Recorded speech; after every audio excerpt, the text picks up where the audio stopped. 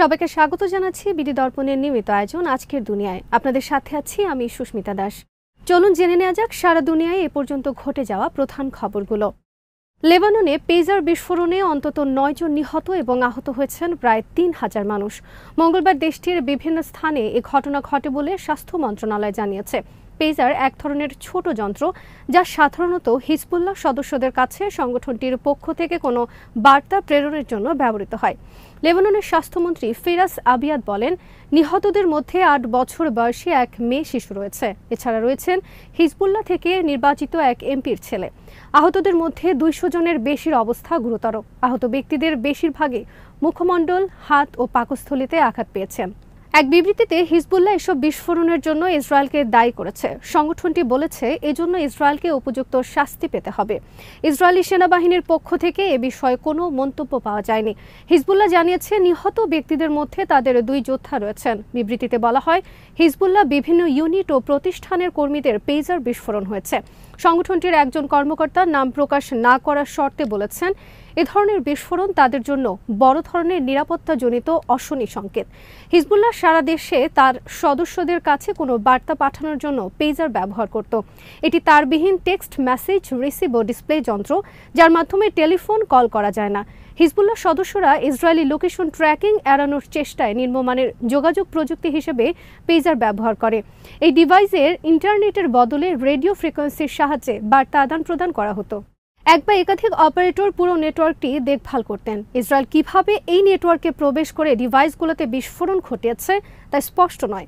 জানা যায় বিস্ফোরণের আগে ডিভাইসগুলো খুব বেশি গরম হয়ে উঠেছিল। এদিকে ইরানের বার্তা সংস্থা মেহের নিউজ জানিয়েছে, পেজার বিস্ফোরণে আহত ব্যক্তিদের মধ্যে লেবাননে নিযুক্ত ইরানের রাষ্ট্রদূত মোস্তফা আমানিও রয়েছেন।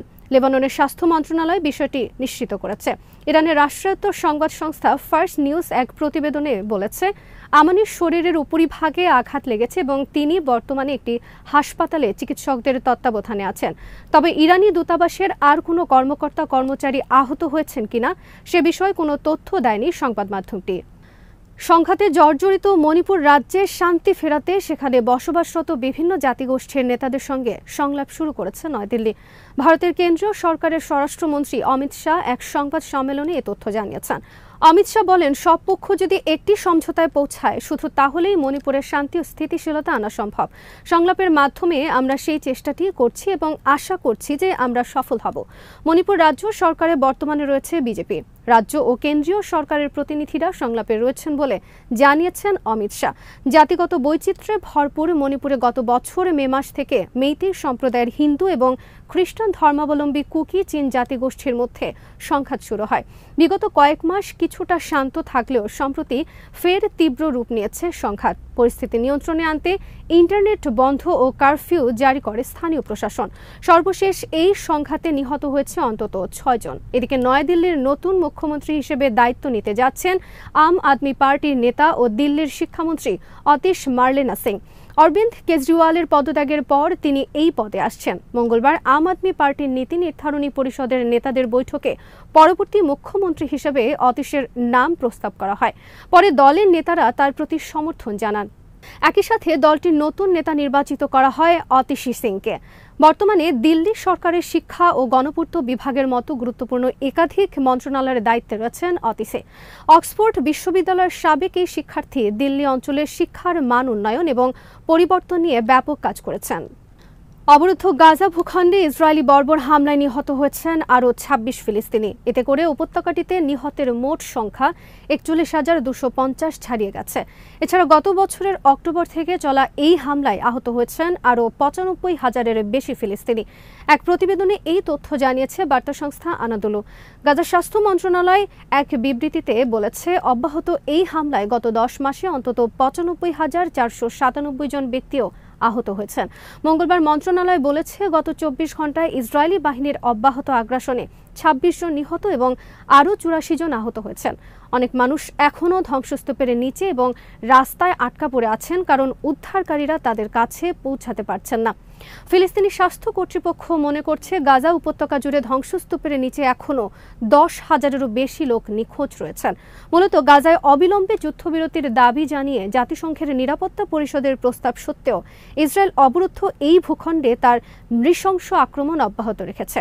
উল্লেখ্য, গত 7 অক্টোবর হামাসের নজিরবিহীন আন্তঃসীমান্ত হামলার পর থেকে ইসরায়েল গাজা উপত্যকায় অবিরাম বিমান ও স্থল হামলা চালিয়ে যাচ্ছে। ইসরায়েলি হামলায় হাসপাতাল, স্কুল, শরণার্থী শিবির, মসজিদ, গির্জাসহ হাজার হাজার ভবন ক্ষতিগ্রস্ত এবং ধ্বংস হয়েছে। এছাড়া ইসরায়েলি আগ্রাসনের কারণে প্রায় 20 লাখেরও বেশি বাসিন্দা তাদের বাড়িঘর ছাড়তে বাধ্য হয়েছেন।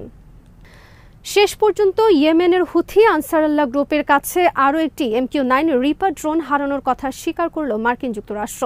দেশটির প্রতিরক্ষা মন্ত্রণালয় বলেছে ইয়েমেনের কাছে তাদের একটি রিপার ড্রোন ধ্বংস হয়েছে এবং এ বিষয়ে তারা তদন্ত শুরু করেছে। পেন্টাগনের মুখপাত্র প্যাট রাইডার সাংবাদিকদের বলেছেন, আমরা নিশ্চিত করতে পারি যে গতকাল ইয়েমেনের কাছে একটি MQ-9 ড্রোন বিধ্বস্ত হয়েছে। বিষয়টি নিয়ে তদন্ত চলছে। এর আগে ইয়েমেনের হুথি আনসারুল্লাহ গ্রুপ দাবি করে তারা যুক্তরাষ্ট্রে আরও একটি ড্রোন মিসাইল হামলায় ধ্বংস করেছে। গোষ্ঠীটির দাবি অনুযায়ী কয়েক সপ্তাহের মধ্যে এটি তাদের ধ্বংস করা তৃতীয় মার্কিন ড্রোন। হুথি মুখপাত্র ব্রিগেডিয়ার জেনারেল ইয়াহিয়া সারি এই ঘোষণা দেন। তবে পেন্টাগন মুখপাত্র প্যাট রাইডার দাবি করেন, হুথিরা যতগুলো ড্রোন ধ্বংসের দাবি করেছে তা সঠিক নয়। মঙ্গলবার ধ্বংস হওয়া ড্রোনের একটি ভিডিও প্রকাশ করেছে হুথিরা। ভিডিওতে দেখা গেছে সাগরের উপকূলে বালির ওপর পড়ে আছে একটি ড্রোনের ধ্বংসাবশেষ। তার কিছু অংশ পুড়ে কালো হয়ে গেছে। এছাড়া মিসাইল হামলা করে মার্কিন ড্রোনকে টার্গেট করার একটি ভিডিও প্রকাশ করেছে তারা। রিপার ড্রোন যুক্তরাষ্ট্রের সামরিক বাহিনীর ব্যবহৃত খুবই উন্নত মানের প্রযুক্তির একটি নজরদারি ড্রোন। এটির নির্মাণ খরচও আকাশচুম্বী। পেন্টাগনের তথ্যমতে এই প্রজাতির প্রতিটি ড্রোন নির্মাণে খরচ হয় $35 মিলিয়ন। যুক্তরাষ্ট্র বরাবরই নিজেদের এই মনুষ্যবিহীন আকাশযানটি নিয়ে গর্ব করলেও গত কয়েক মাসের যুদ্ধে ইয়েমেনের যোদ্ধাদের হামলায় তারা বেশ কয়েকটি ড্রোন হারিয়েছে। হিজবুল্লাহর বিরুদ্ধে অভিযান চালাতে ইসরায়েলের পেজার যন্ত্রের ভেতর বিস্ফোরক লুকিয়ে রেখেছিল। মঙ্গলবার বিস্ফোরণ ঘটানোর মধ্য দিয়ে অভিযানটি চালিয়েছে তারা। নিউ ইয়র্ক টাইমসকে দেয়া সাক্ষাৎকারে এমন দাবি করেছে কয়েকজন মার্কিন ও অন্য দেশের কর্মকর্তা। তাদের কয়েকজন বলেন, তাইওয়ানের গোল্ড অ্যাপোলো কোম্পানি থেকে পেজারগুলো কিনেছিল হিজবুল্লাহ, তবে লেবাননে পৌঁছানোর আগেই সেগুলোতে গড়বড় করে দেওয়া হয়েছে। পেজারগুলোর বেশিরভাগই ছিল কোম্পানির AP924 মডেলের, তবে গোল্ড অ্যাপোলোর আরও 3টি মডেলের পেজারও ওই চালানে ছিল। ওই কর্মকর্তাদের দুজন বলেন, প্রতিটি পেজারের ব্যাটারির পাশে 1 থেকে 2 আউন্স পরিমাণ বিস্ফোরক রেখে দেওয়া হয়েছিল। দূর থেকে যেন তা বিস্ফোরিত করা যায় তা নিশ্চিত করতে সেখানে একটি সুইচও লাগিয়ে দেওয়া হয়। 2 কর্মকর্তা বলেন, লেবাননের স্থানীয় সময়ে বেলা 3:30 দিকে পেজারগুলোয় একটি বার্তা এসেছিল। দেখে মনে হচ্ছিল বার্তাটি হিজবুল্লাহর নেতার কাছ থেকে এসেছে। আসলে ওই বার্তা বিস্ফোরকগুলোকে সক্রিয় করে তুলেছিল। 3 জন কর্মকর্তার মতে বিস্ফোরণের আগে কয়েক সেকেন্ডের জন্য যন্ত্রগুলোয় যেন সংকেত বেজে ওঠে, সেরকম করে তা ঠিক করা হয়েছিল। হামলার ফুটেজ খতিয়ে দেখে সাইবার নিরাপত্তা বিষয়ক বিশেষজ্ঞরা বলছেন, বিস্ফোরক উপকরণের কারণেই যে ওই বিস্ফোরণ হয়েছে তা নিশ্চিত। সফটওয়্যার কোম্পানি উইথ সিকিউরের গবেষণা বিশেষজ্ঞ এবং ইউরোপলের সাইবার অপরাধ বিষয়ক উপদেষ্টা মিকো হাইপোনেন বলেন, এ ধরনের বিস্ফোরণ ঘটানোর জন্য এই পেজারগুলোয় সম্ভবত কোনো উপায় পরিবর্তন আনা হয়েছিল। বিস্ফোরণের আকার এবং শক্তি ইঙ্গিত দিচ্ছে যে এটি কেবল ব্যাটারিজনিত বিস্ফোরণ ছিল না। একাধিক কর্মকর্তা বলছেন, তাইওয়ানের গোল্ড অ্যাপোলো কোম্পানি থেকে 3000-এরও বেশি পেজার কেনা হয়েছিল। হিজবুল্লাহ পুরো লেবাননে তাদের সদস্যদের কাছে পেজারগুলো বিতরণ করেছিল।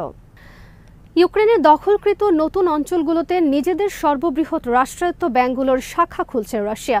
এর মাধ্যমে মূলত ওই অঞ্চলের অর্থনৈতিক নিয়ন্ত্রণ ও শক্তিমত্তার প্রমাণ দিতে চাইছে দেশটি। মূলত ক্রেমলিনের পক্ষ থেকে সকল কোম্পানিগুলোকেই দখলকৃত অঞ্চলগুলোতে প্রবেশে উৎসাহিত করা হচ্ছে। তবে পশ্চিমা নিষেধাজ্ঞা এড়াতে এবং যুদ্ধক্ষেত্রে ব্যবসার ঝুঁকি এড়াতে তা করতে চাইছে না বেশিরভাগ কোম্পানি। কিন্তু রাশিয়ার 2 বৃহৎ SBR ব্যাংক এবং VTB দখলকৃত অঞ্চলগুলোতে নিজেদের কার্যক্রম শুরু করেছে। SBR ব্যাংক 2022 সালে পশ্চিমা নিষেধাজ্ঞার কবলে পড়ে। কোম্পানিটির পক্ষ থেকে ফাইন্যান্সিয়াল টাইমসকে বলা হয়, বর্তমানে তাদের পক্ষ থেকে দখলকৃত অঞ্চলগুলোতে 130টি ক্যাশ মেশিন ও 48টি অঞ্চলে ব্রাঞ্চ স্থাপন করা হয়েছে। ব্যাংকটির দাবি অনুযায়ী ইতোমধ্যে দখলকৃত অঞ্চলগুলোতে তারা প্রায় 70,000 মানুষকে সেবা দিয়েছে। একই সাথে নিজেদের ব্যবসায়িক কার্যক্রম আরও বৃদ্ধির পরিকল্পনা করছে। চলতি বছর রাশিয়ার প্রেসিডেন্ট ভ্লাদিমির পুতিন রাষ্ট্রায়ত্ত কোম্পানিগুলোকে আশ্বস্ত করে বলেছেন, ভয়ের কোনো কারণ নেই, আপনাদের ওই অঞ্চলগুলিতে আরও উৎসাহের সাথে যেতে হবে এবং সেখানে কাজ শুরু করতে হবে। আপনারা যে নিষেধাজ্ঞার ভয় পাচ্ছিলেন সেটা ইতোমধ্যেই দিয়ে দেওয়া হয়েছে, তাহলে ভয় পাওয়ার কি আছে? এদিকে 2022 সাল থেকে আরেক কোম্পানি ভিটিবিকেও নিষেধাজ্ঞা দেওয়া হয়েছে। কোম্পানিটি ঘোষণা করেছে যে চলতি বছরের শেষের নাগাদ তারা মারিওপোলে সেবা প্রদান শুরু করবে। কোম্পানিটির প্রধান অ্যাড্রি কস্টিন গত জুলাই মাসে লুহানস্কে নিজেদের প্রথম ব্রাঞ্চ উদ্বোধন করেছেন। সেখানে তিনি বলেন, এটি শুধু একটি নতুন অফিস নয়, এটি দেশের অর্থনীতিতে অঞ্চলগুলোকে একীভূতকরণ প্রক্রিয়ার আরেকটি গুরুত্বপূর্ণ পর্যায়। যুদ্ধ শুরু হওয়ার পর বহু ইউক্রেনীয় নাগরিক তাদের ব্যবসা প্রতিষ্ঠান ফেলে প্রাণের ভয়ে পালিয়ে গিয়েছিল। ফিরে এসে অনেকেই তাদের এসব প্রতিষ্ঠানে নতুন মালিক দেখতে পেয়েছেন। আজ এখানেই শেষ করছি। সবাই ভালো থাকুন, সুস্থ থাকুন আর দেখতে থাকুন বিডি দর্পণ। চ্যানেলটি ভালো লাগলে সাবস্ক্রাইব করুন, সংযুক্ত থাকুন আমাদের ফেসবুক পেজে।